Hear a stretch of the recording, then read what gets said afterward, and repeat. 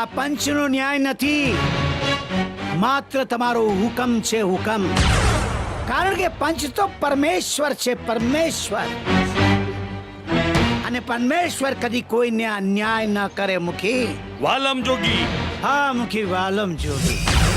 મુખી, આ તમારો ન્યાય નથી, પણ આ તો 4 જિંદગી સાથે ખેલાતો ન્યાય છે. તમારા હુકમની સામે આ લાચાર છોકરા છોકરીના લગ્ન બીજા છોકરા છોકરી સાથે તો થશે, પણ લગ્ન થયા પછી આ લોકો તો દુખી થશે જ. પણ જેની સાથે લગ્ન થશે એ લોકો પણ દુખી થશે. તમારે લગ્ન જ કરાવવા છે ને, તો આ બેઉ જણાના એકબીજા સાથે લગ્ન કરાવી દો. કારણ કે આ લોકોની નાત પણ એક જ છે ને. નાત એક છે, પણ ગોળ જુદા છે વાલમ જોગી. અરે ગોળ ભલે જુદા હોય મુખી, પણ મન તો એક થઈ ગયા છે ને.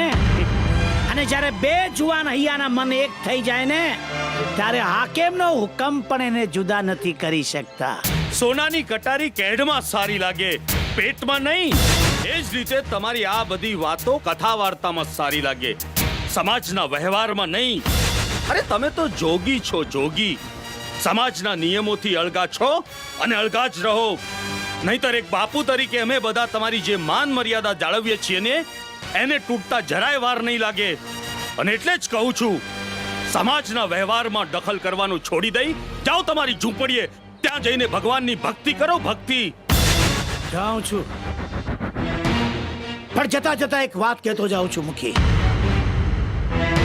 કે પ્રેમ ક્યારે થશે, કોની સાથે થશે, એ નક્કી કરવા વાળા આપણે કાળા માથાના માનવી કોણ મુખી? એ તો કુદરત નક્કી કરે છે. અને કુદરતની સામે જે પડકાર ફેંકે છે ને, એને કુદરત જરૂર જવાબ આપે છે. અને મુખી જોગી, એની તો પૂનમના દિવસે બધાને ખબર પડી જશે.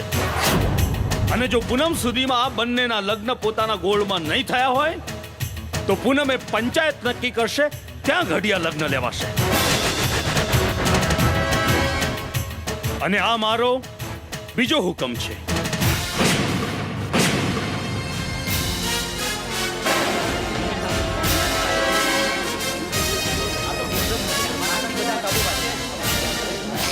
કાનજી, માં વગરની દીકરી પર નજર ન રાખીએ ને તો આવી દશા થાય.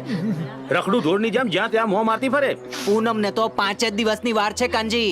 હવે આ વંઠેલીનો હાથ ઝાલશે કોણ? હવે હેઠી થાળીમાં તો ગામનો કોઈ ઉતર હોય એ જ જમે.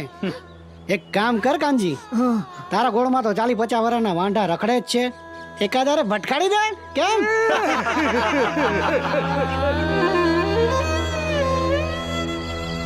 માં વગરની દીકરી પર નજર ન રાખીએ ને તો આવી દશા થાય. રખડું ધોળની જેમ જ્યાં ત્યાં મોં મારતી ફરે. પૂનમ ને તો 5 જ દિવસની વાર છે કાનજી. હવે આ વંઠેલીનો હાથ ઝાલશે કોણ? હવે હેઠી થાળીમાં તો ગામનો કોઈ ઉતર હોય એ જ જમે. કેમ? બાપુજી,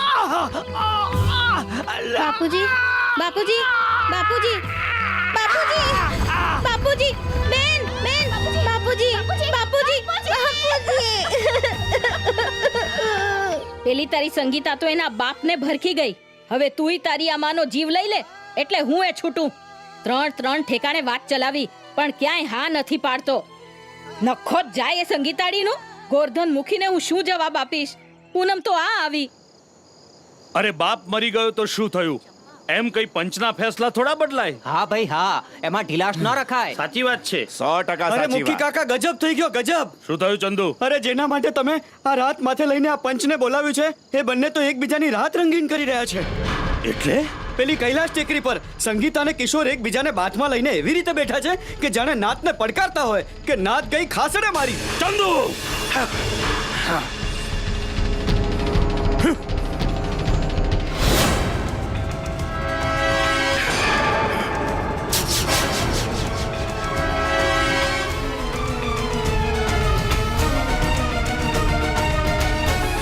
લેલા મજનૂની औलाद.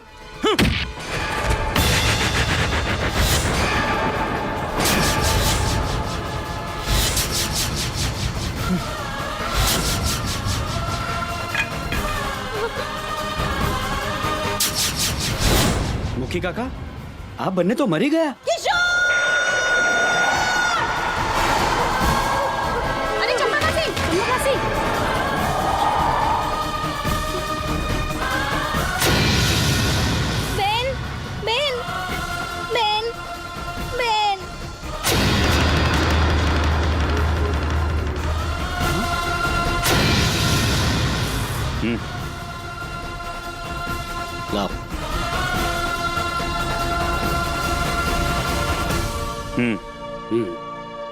તમે અમને શું જુદા કરતા હતા ગોરધન મુખી?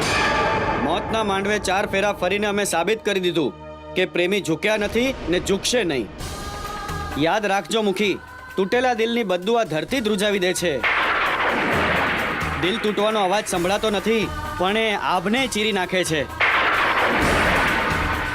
અમને એક ન થવા દીધાનું પાપ એક દિવસ તમારી આંખોની ઊંઘ હરામ કરી નાખશે ગોરધન મુખી.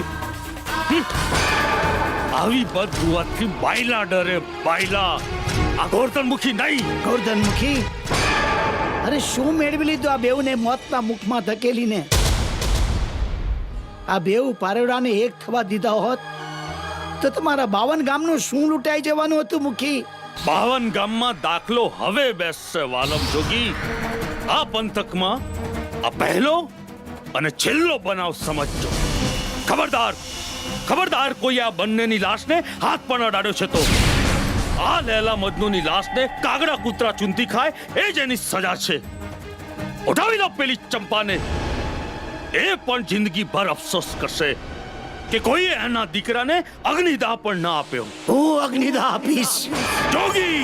ભક્તિને ખાતર ભેખ લેનારો હું વાલમ જોગી. આજથી લોકોને પ્રેમના પાઠ ભણાવીશ.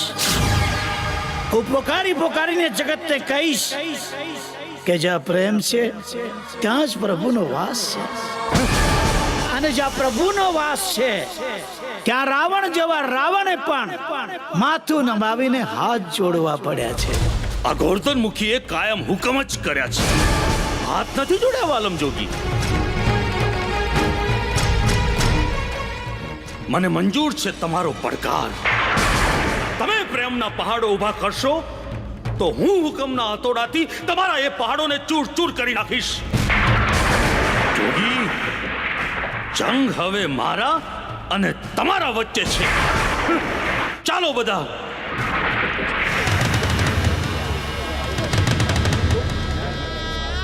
નહીં બેટા.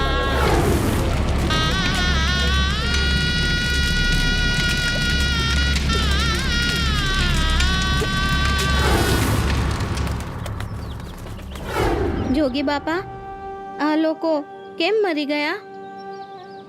બેટા, આ લોકો એકબીજાને પ્રેમ કરતા હતા. એ લોકોને ન ગમ્યું. લોકોને કેમ ન ગમ્યું? પ્રેમ કરવો એ ગુનો છે? ના બેટા, પ્રેમ તો ભગવાનનું બીજું રૂપ છે, અને જ્યાં પ્રેમ છે ત્યાં ભગવાન છે, અને સાચા પ્રેમીને ભગવાન હંમેશા સાથ આપે છે બેટા.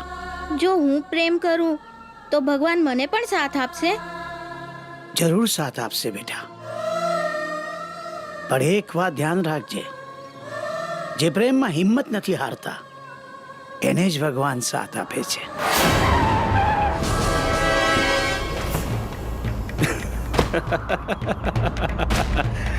પ્રેમીઓની આ રાખ ઉડી જાય એ પહેલા એમના પાળિયા ખોડી દો વાલમ જોગી. હા, એટલે જતા આવતા લોકોને ખબર પડે કે પ્રેમીઓનું આ મેં બનાવેલું મસાણ છે. મસાણ બનાવનારા માનધાતાઓને ખબર નથી પ્રેમીઓની તાકાતની. અને તમે જ્યાં મસાણ બનાવી છે ને ત્યાં જ હું મંદિર બનાવીશ, પ્રેમનું મંદિર. અને હું પ્રેમ મંદિરમાં એવા પ્રાણ ફૂંકીશ કે 10 દિશામાં પ્રેમ પ્રેમ પ્રેમનો પવન ફૂંકાશે. અને હું મારા પરમેશ્વરને પ્રાર્થના કરીશ કે પ્રેમના પવનની એકાદ લહેરકી તમારી હવેલી સુધી એ પહોંચાડે. એમ તો તમારા પ્રભુને એ પણ કહેજો કે મોકલે તો મામૂલી લહેર નહીં, વાવાઝોડું મોકલે, વાવાઝોડું. કારણ કે મામૂલી દુશ્મન સાથે લડવાની આ ગોરધનમુખીને મજા નથી આવતી.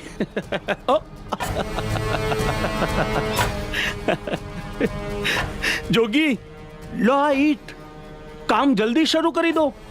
તમારો તાજમહેલ બનાવવાનું.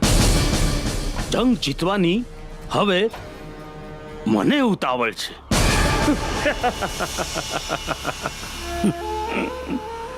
વાહ રે વાહ પ્રભુ, તારી લીલાએ અપરંપાર છે. જાણે અજાણે જે પ્રેમનો દુશ્મન છે એના જાતે તે મને પ્રેમ મંદિરના પાયાની પહેલી ઈંટ અપાવી. અરે વાહ વાહ મારા વાલીડા વાહ